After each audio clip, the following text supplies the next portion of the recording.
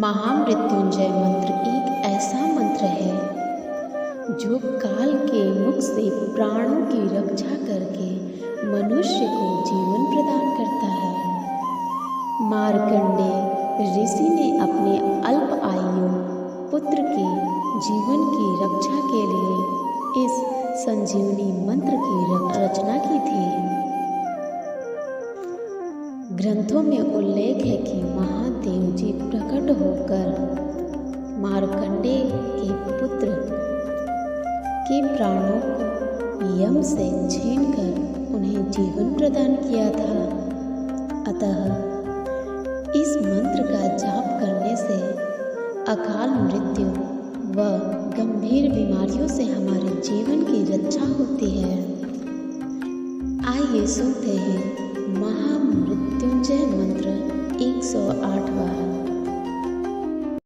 ओम त्र्यंबकं यजामहे सुगंधिं पुष्टिवर्धनम् उर्वारुकमिव बन्धनान् मृत्युर्मोक्षयमामृतात्। ओम त्र्यंबकं यजामहे सुगंधिं पुष्टिवर्धनम् उर्वारुकमिव बन्धनान् मृत्युर्मोक्षयमामृतात्। ओम त्र्यंबकं यजामहे सुगंधिं पुष्टिवर्धनम् उर्वारुकमिव बन्धनान् मृत्युर्मोक्षयमामृतात्।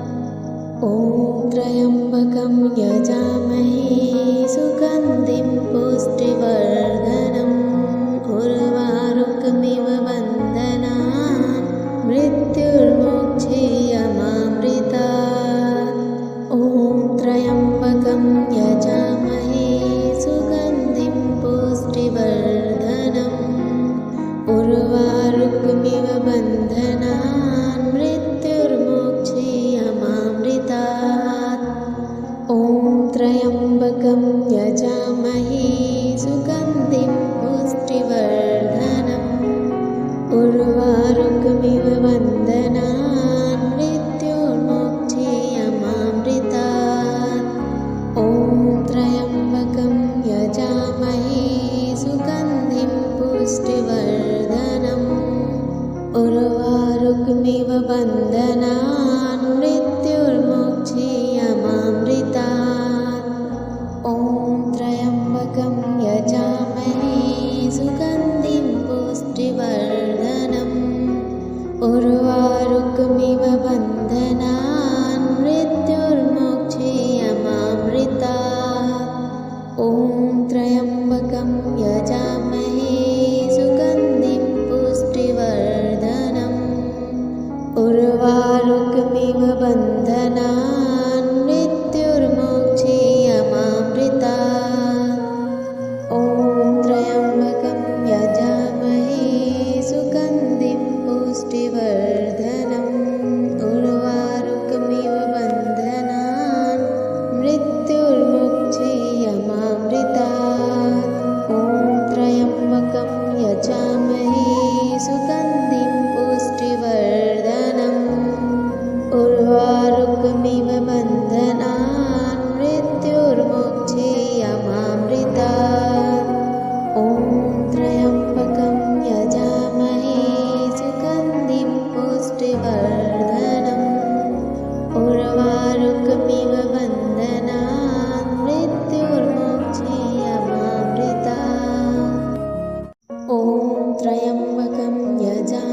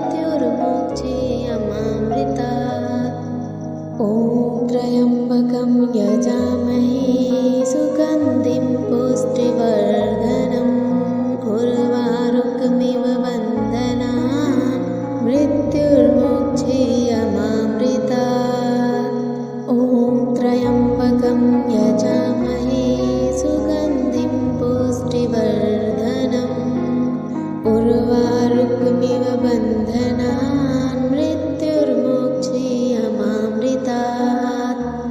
ॐ त्र्यम्बकं यजामहे सुगन्धिं पुष्टिवर्धनम्। उर्वारुकमिव बन्धनान् मृत्युर्मोक्षीयमामृतात्। ॐ त्र्यम्बकं यजामहे सुगन्धिं पुष्टिवर्धनम्। उर्वारुकमिव बन्धनान् मृत्युर्मोक्षीयमामृतात्। ॐ त्र्यम्बकं यजामहे सुगन्धिं पुष्टिवर्धनम्। उर्वारुकमिव बन्धनान् मृत्युर्मोक्षीयमामृतात्। ॐ त्र्यम्बकं यजामहे सुगन्धिं पुष्टिवर्धनम्। उर्वारुकमिव बन्धनान् मृत्युर्मोक्षीयमामृतात्। ॐ त्र्यम्बकं यजामहे सुगन्धिं पुष्टिवर्धनम्। उर्वारुकमिव बन्धनान् मृत्युर्मोक्षीयमामृतात्। ॐ त्र्यम्बकं यजामहे सुगन्धिं पुष्टिवर्धनम्। उर्वारुकमिव बन्धनान् मृत्युर्मोक्षीयमामृतात्। ॐ त्र्यम्बकं यजामहे सुगन्धिं पुष्टिवर्धनम्। उर्वारुकमिव बन्धनान् मृत्युर्मोक्षीयमामृतात्। ॐ त्र्यम्बकं यजामहे सुगन्धिं पुष्टिवर्धनम्। उर्वारुकमिव बन्धनान् मृत्युर्मोक्षीयमामृतात्। ॐ त्र्यम्बकं यजामहे सुगन्धिं पुष्टिवर्धनम्। उर्वारुकमिव बन्धनान् मृत्युर्मोक्षीयमामृतात्। ॐ त्र्यम्बकं यजामहे सुगन्धिं पुष्टिवर्धनम्। उर्वारुकमिव बन्धनान् मृत्युर्मोक्षीयमामृतात्। ॐ त्र्यम्बकं यजामहे सुगन्धिं पुष्टिवर्धनम्। उर्वारुकमिव बन्धनान् मृत्युर्मोक्षीयमामृतात्। ॐ त्र्यम्बकं यजामहे सुगन्धिं पुष्टिवर्धनम्। उर्वारुकमिव बन्धनान् मृत्युर्मोक्षीयमामृतात्। ॐ त्र्यम्बकं यजामहे सुगन्धिं पुष्टिवर्धनम्। उर्वारुकमिव बन्धनान् मृत्युर्मोक्षीयमामृतात्। ॐ त्र्यम्बकं यजामहे सुगन्धिं पुष्टिवर्धनम्। उर्वारुकमिव बन्धनान् मृत्युर्मोक्षीयमामृतात्। ॐ त्र्यम्बकं यजामहे सुगन्धिं पुष्टिवर्धनम्। उर्वारुकमिव बन्धनान् मृत्युर्मोक्षीयमामृतात्। ॐ त्र्यम्बकं यजामहे सुगन्धिं पुष्टिवर्धनम्। उर्वारुकमिव बन्धनान् मृत्युर्मोक्षीयमामृतात्। ॐ त्र्यम्बकं यजामहे सुगन्धिं पुष्टिवर्धनम्। उर्वारुकमिव बन्धनान् मृत्युर्मोक्षीयमामृतात्। ॐ त्र्यम्बकं यजामहे सुगन्धिं पुष्टिवर्धनम्। उर्वारुकमिव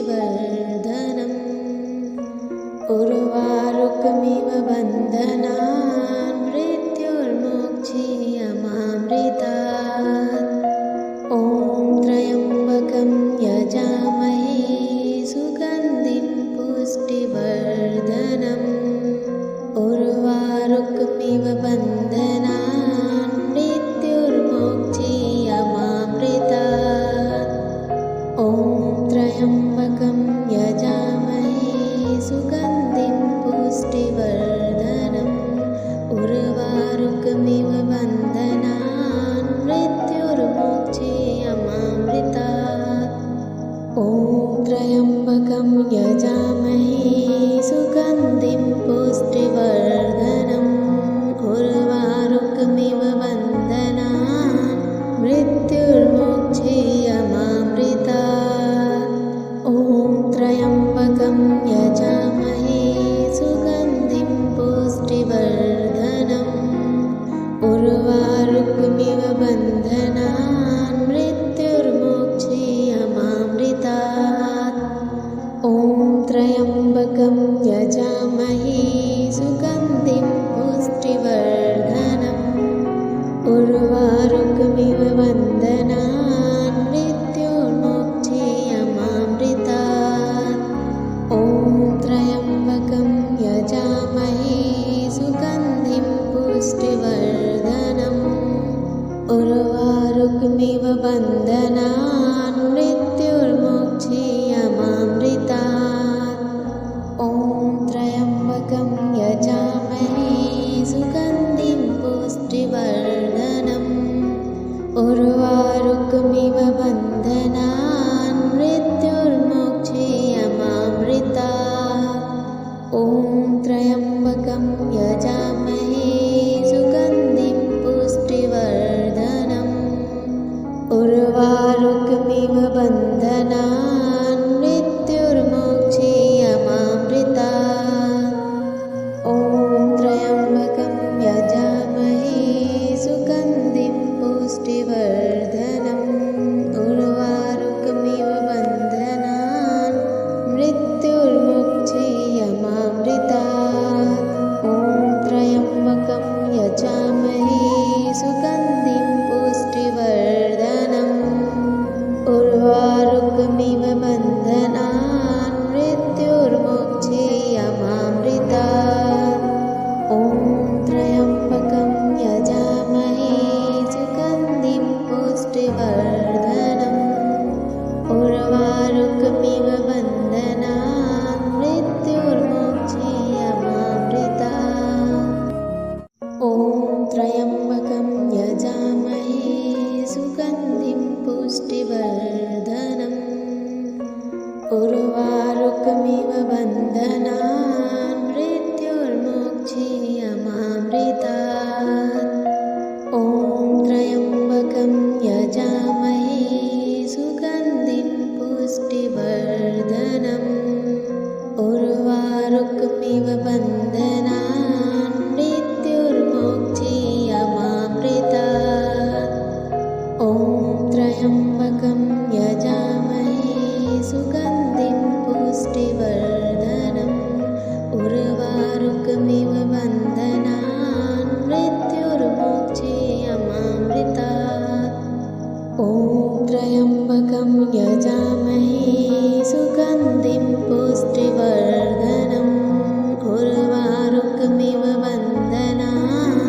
मृत्युर्मोक्षीयमामृतात् ॐ त्र्यम्बकं यजामहे सुगन्धिं पुष्टिवर्धनम् उर्वारुकमिव बन्धनान् मृत्युर्मोक्षीयमामृतात् ॐ त्र्यम्बकं यजामहे सुगन्धिं पुष्टिवर्धनम् उर्वारुकमिव बन्धनान् मृत्युर्मोक्षीयमामृतात् ॐ त्र्यम्बकं यजामहे सुगन्धिं पुष्टिवर्धनम् उर्वारुकमिव बन्धनान् मृत्युर्मोक्षीयमामृतात् ॐ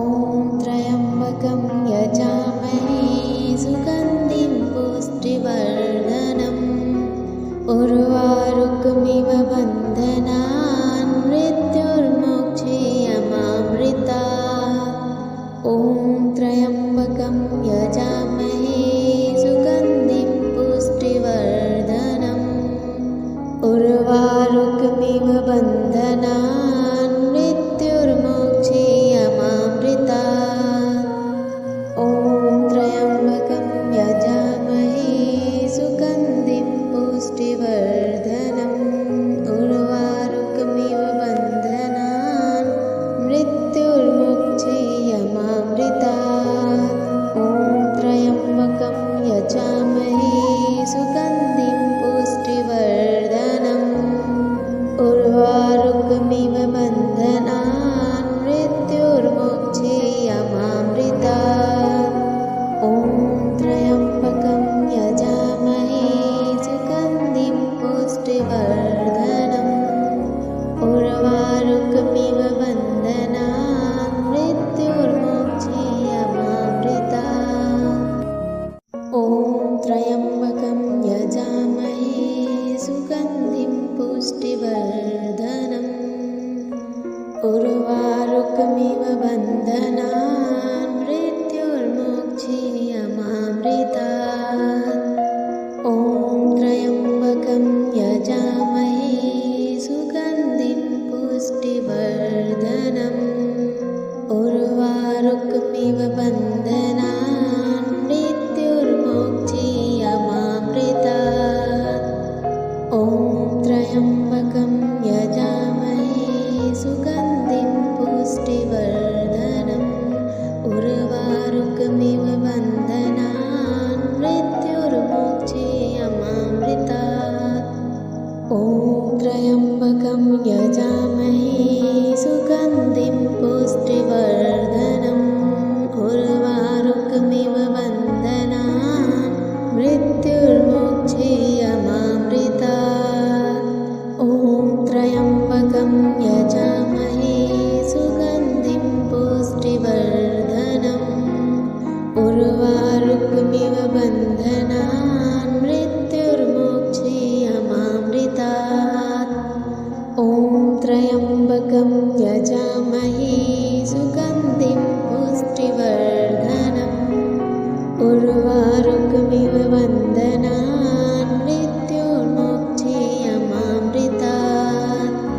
ॐ त्र्यम्बकं यजामहे सुगन्धिं पुष्टिवर्धनम् उर्वारुकमिव बन्धनान् मृत्युर्मोक्षयमामृतात्। ॐ त्र्यम्बकं यजामहे सुगन्धिं पुष्टिवर्धनम् उर्वारुकमिव बन्धनान् मृत्युर्मोक्षयमामृतात्। ॐ त्र्यम्बकं यजामहे सुगन्धिं पुष्टिवर्धनम् उर्वारुकमिव बन्धनान् मृत्युर्मोक्षयमामृतात्। ॐ त्र्यम्बकं यजामहे सुगन्धिं पुष्टिवर्धनम् उर्वारुकमिव बन्धनान् मृत्युर्मोक्षयमामृतात्। ॐ त्र्यम्बकं यजामहे सुगन्धिं पुष्टिवर्धनम् उर्वारुकमिव बन्धनान् मृत्युर्मोक्षयमामृतात्। ॐ त्र्यम्बकं यजामहे सुगन्धिं पुष्टिवर्धनम् उर्वारुकमिव बन्धनान् मृत्युर्मोक्षयमामृतात्। ॐ त्र्यम्बकं यजामहे सुगन्धिं पुष्टिवर्धनम् उर्वारुकमिव बन्धनान् मृत्युर्मोक्षयमामृतात्। ॐ त्र्यम्बकं यजामहे सुगन्धिं पुष्टिवर्धनम् उर्वारुकमिव बन्धनान् मृत्युर्मोक्षयमामृतात्। ॐ त्र्यम्बकं यजामहे सुगन्धिं पुष्टिवर्धनम्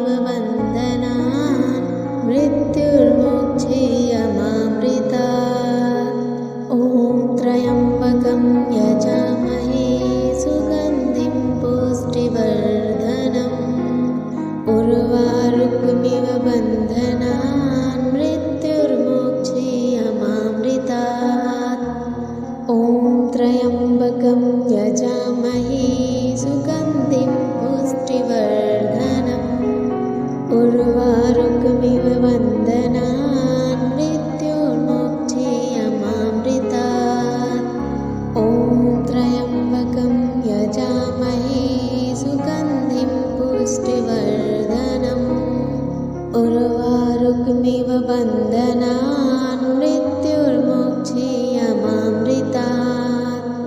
ॐ त्र्यम्बकं यजामहे सुगन्धिं पुष्टिवर्धनम्। उर्वारुकमिव बन्धनान् मृत्युर्मोक्षीयमामृतात्। ॐ त्र्यम्बकं यजामहे सुगन्धिं पुष्टिवर्धनम्। उर्वारुकमिव बन्धनान् मृत्युर्मोक्षीयमामृतात्। ॐ त्र्यम्बकं यजामहे सुगन्धिं पुष्टिवर्धनम्। उर्वारुकमिव बन्धनान् मृत्युर्मोक्षीयमामृतात्। ॐ त्र्यम्बकं यजामहे सुगन्धिं पुष्टिवर्धनम्। उर्वारुकमिव बन्धनान् मृत्युर्मोक्षीयमामृतात्। ॐ त्र्यम्बकं यजामहे सुगन्धिं पुष्टिवर्धनम्। उर्वारुकमिव बन्धनान् मृत्युर्मोक्षीयमामृतात्। ॐ त्र्यम्बकं यजामहे सुगन्धिं पुष्टिवर्धनम्। उर्वारुकमिव बन्धनान् मृत्युर्मोक्षीयमामृतात्।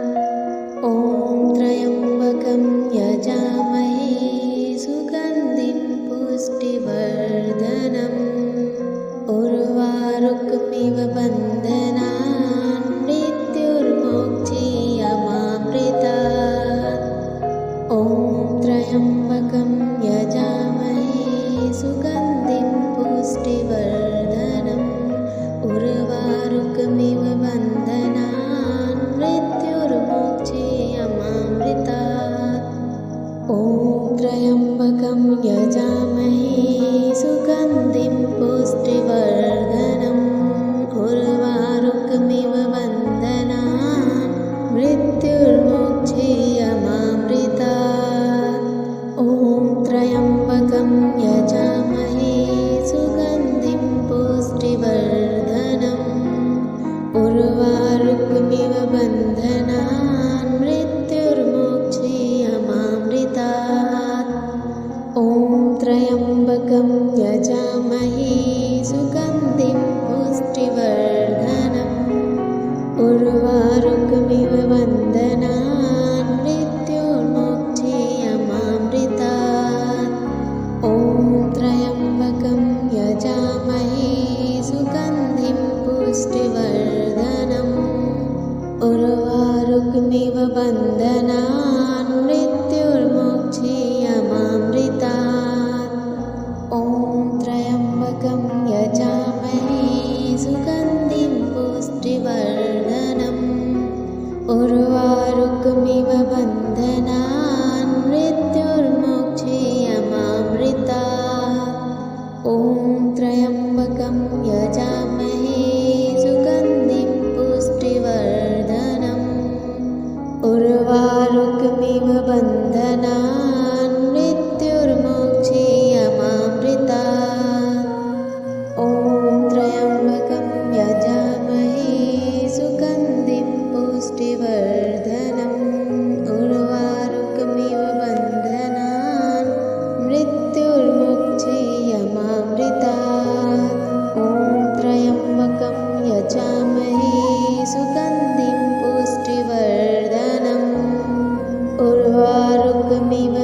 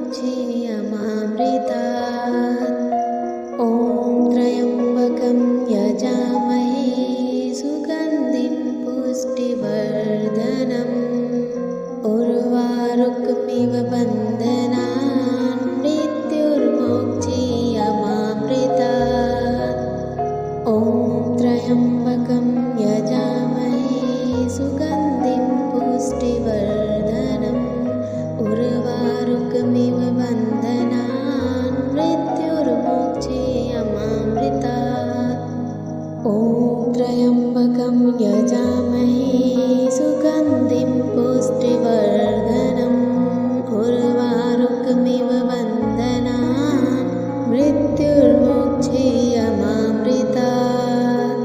ॐ त्र्यम्बकं यजामहे सुगन्धिं पुष्टिवर्धनम् उर्वारुकमिव बन्धनान् मृत्युर्मुक्षीयमामृतात्। ॐ त्र्यम्बकं यजामहे सुगन्धिं पुष्टिवर्धनम् उर्वारुकमिव